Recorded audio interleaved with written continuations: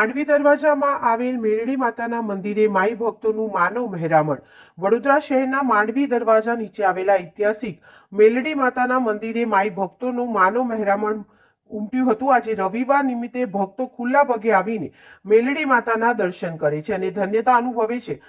મા ભક્તોની બધી જ ઈચ્છાઓ પૂર્ણ કરે તેવી માઈ ભક્તો બાધા માને છે અને ખુલ્લા પગે આવી મેલડી માતાના દર્શન કરે છે। રવિવાર નિમિત્તે આજે મોટી સંખ્યામાં મેલડી માતાના દર્શન કરવા માનવ મહેરામણ ઉમટ્યું હતું।